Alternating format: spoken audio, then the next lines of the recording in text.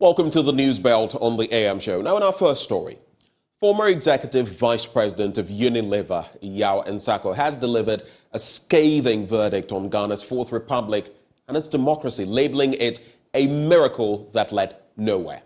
In his paper titled Towards a Mindset Revolution, Ghana Beyond Neoliberal Capitalism, he questions whether the Fourth Republic has truly delivered on its promises.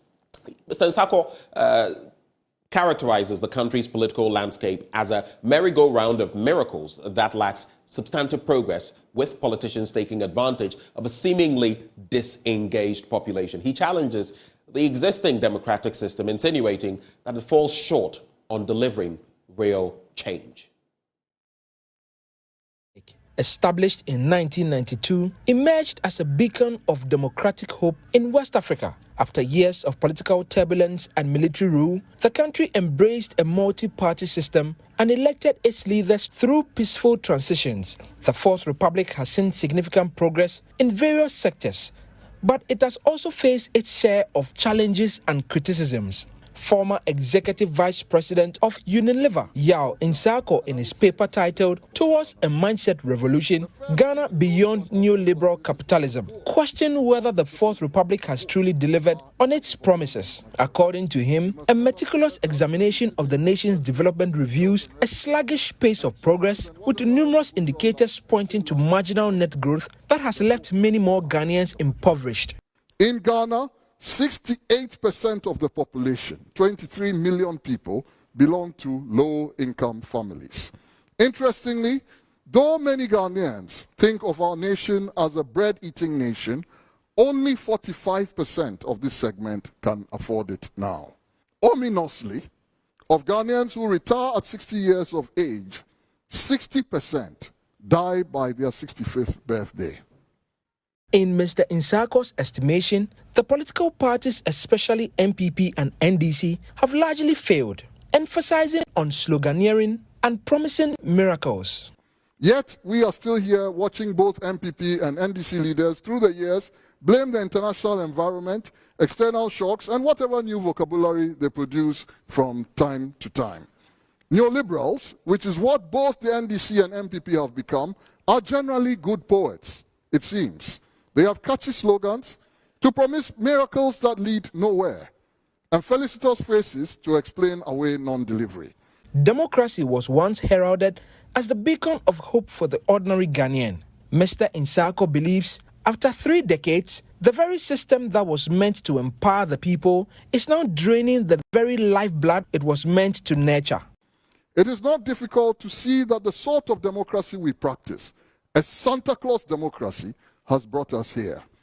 The politicians are always giving out money to political party delegates and whoever else as bribes. Then no questions are asked about sources of funds for party financiers. As the guys of West Africa say,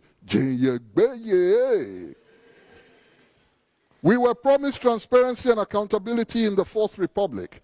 Rather, this is where we are. The metropolitan elites, the lumpen bourgeoisie, to use André Gunda Frank's expression, have fashioned out a system where ordinary people cannot track the creation and distribution of loot. A dense and opaque conspiracy for extraction of loot hangs above our heads. This is an existential risk to our country. We will become a narco state at this rate.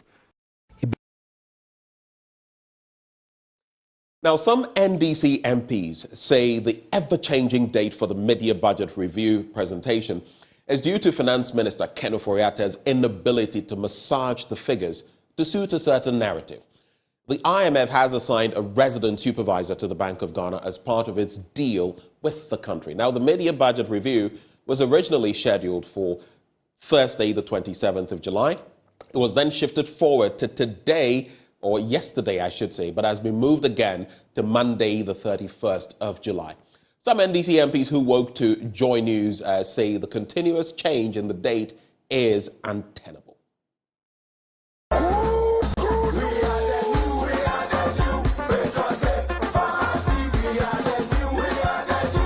Kojo Poku, an energy expert with over 25 years of working experience, is a relatively unknown figure when it comes to his political activism in the MPP. Despite being new to politics, He has now decided to contest the presidential elections. What has influenced his decision to do so, considering it is his first political contest? KMP Kojopoku is known as the voice of the youth.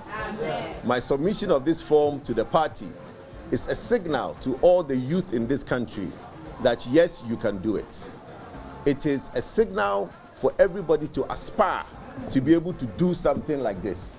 Most of the times when I started this process, I was told that, well, he can't pick a form. Oh, when he go, they won't give him the form. Then I picked the form. Oh, he can't file.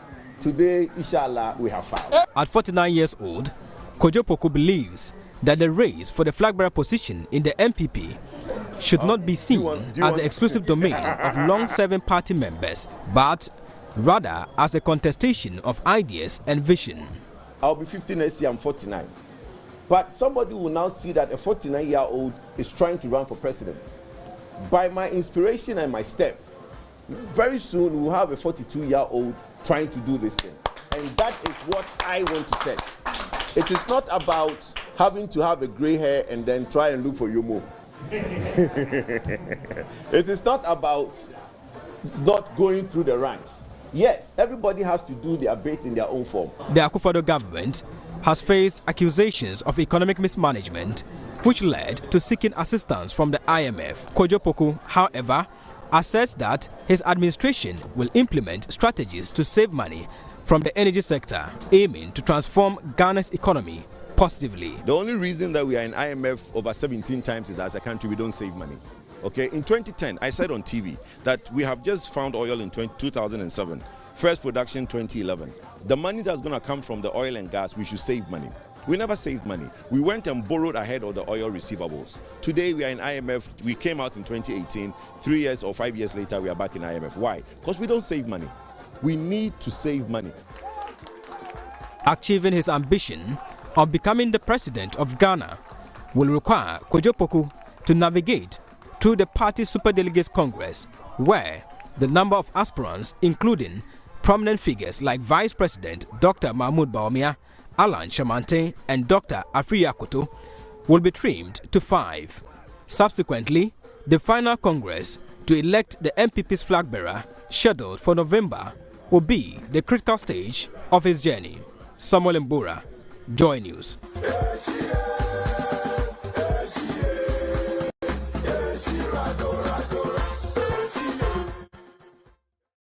Well, our apologies. That was actually when we threw the spotlight on Kojopoku, who is contesting for the flag bearer position of the MPP. Let's now take the cue, the visuals for our earlier story on the mid-year budget review.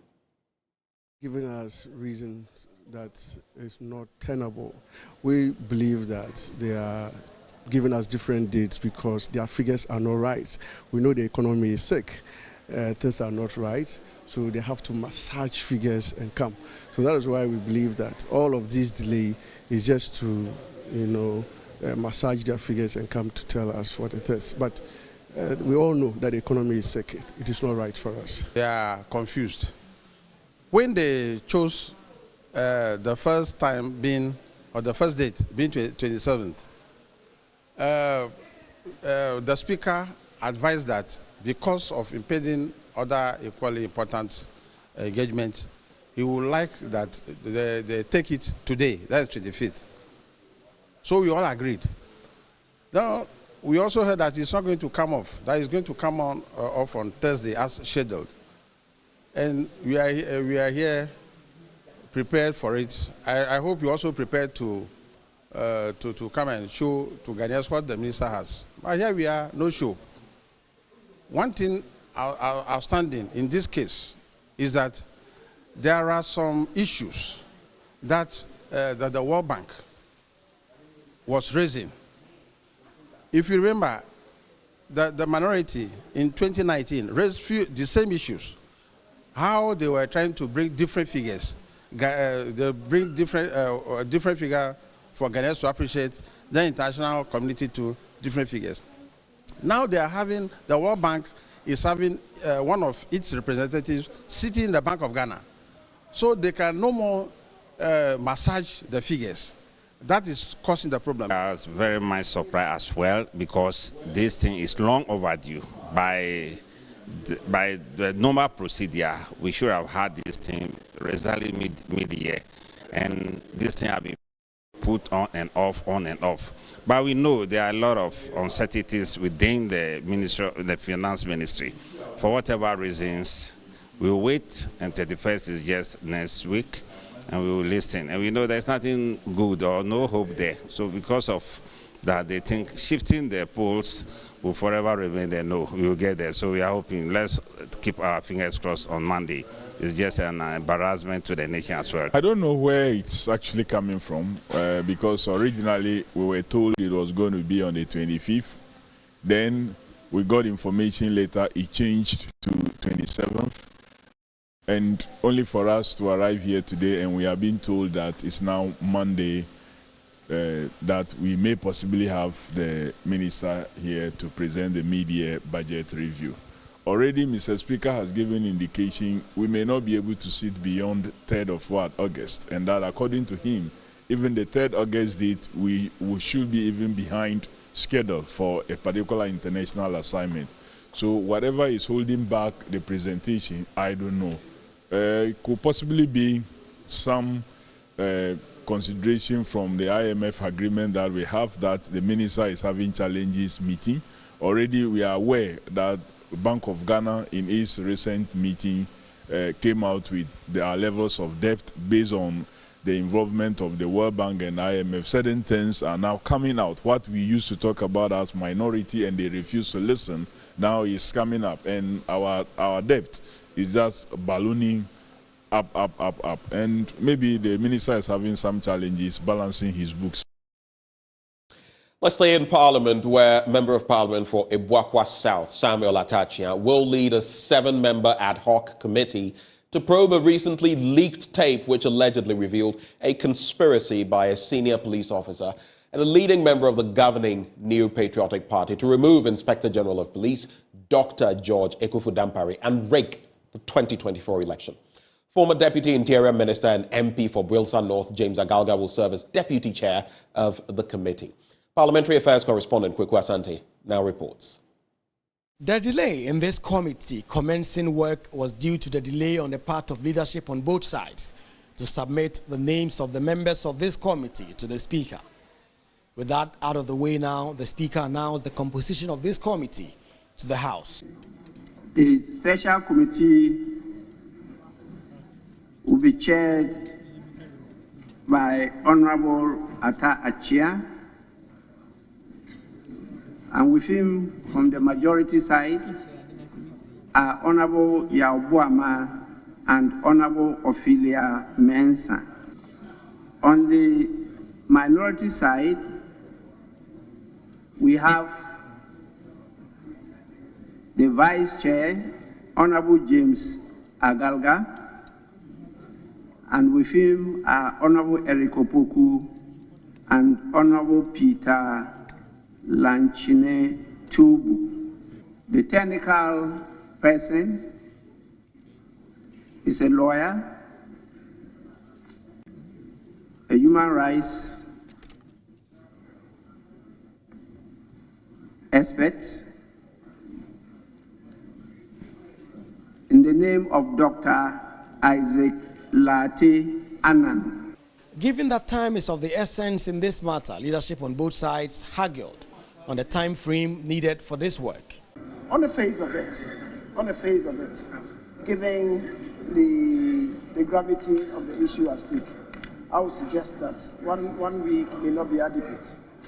1 week may not be adequate. So let's give them sufficient time to work on it and report to us.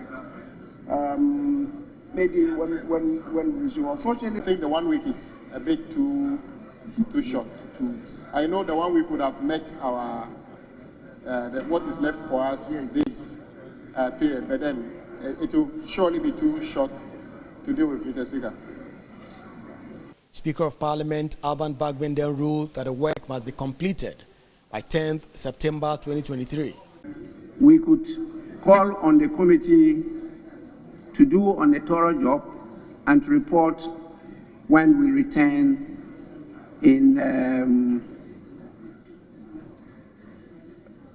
before the end of September. Yes. So I will specifically state that the committee should submit a report by 10th September. At the time, the Speaker of Parliament admitted that request by the minority to investigate the leaked tape, some sort of terms of reference was agreed on, about 6 of them, mainly to inquire into the authenticity, to make suggestions for punishment for the persons involved on that leaked tape. But it appears both leaders agree that some new terms of reference must be worked on, and it's expected that by the close of day today, that terms of reference would have been agreed on between the new members of this committee, the leadership, and the Speaker on the other hand, so that the committee can get to work expeditiously. We await for the committee to first meet, decide the modalities of their sittings, the kinds of persons they would want to invite to serve as witnesses to the committee, and also, quite importantly, whether or not this sitting will be in public, because the public is really interested in this matter and expect to hear exactly what the witnesses will tell the committee. And so we expect that since the Speaker of Parliament has given a committee up to the 10th of September to bring its reports to the House, this committee will work expeditiously to do this. Reporting for Joy News, Kweku Asante, Parliament House, Accra. In the near future, it will be possible to access the internet in Ghana's trains, according to one of the inventors of fiber optics, Dr. Thomas Mensah. He says plans are far advanced to install fiber optics at the Buankra inland port to ease internet accessibility. Now, he was speaking ahead of Tech Invasion, an event which will bring together technology stakeholders to find ways of pushing Africa's technological development. Because Buankra is part of the bullet train project, because he spoke eloquently last time on how the Buankra inland port is going to be used, how we can finance it. So he will speak on that. But this is so serious. But what we are doing, Emmanuel, we are putting fiber optics along the lines of the railway. So every place that the railway will reach, all the towns, all the stations, there will be fiber optics. You can have internet cafes, you can have all these there, like they have in America. So this is serious. That's going to transform, if you will, the internet. It will bring internet prices down. You know, internet prices are, so it will bring it down. But that fiber optics allow us to do innovation things, even the fast train. As a matter of fact, you'll be shocked, because you can take your phone when you go to the train station, and the QR code over there at train station will allow you to get onto the train. You just take your cell phone, and the QR code, it lets you into the train and onto the train. Of course, you can be using your laptops in the train, just like the Kenyans are doing right now. Kenya already has the fast train. Can you believe it? They built it already since I started talking about it. Kenya has it. Right now, Mombasa, when you're going from in Kenya, when you're traveling to Mombasa, the port, can you believe you cannot even get a seat on the train for 3 months? You got to wait for 3 months. So they are enjoying it. We should have it here. We're going to push to have it here. And the Minister of Railway and all, they'll be at this conference. They got to explain how we're going to get there. And that's the note, that technological note on which we cap off the news this morning. But stay with us. Right up next is the news review.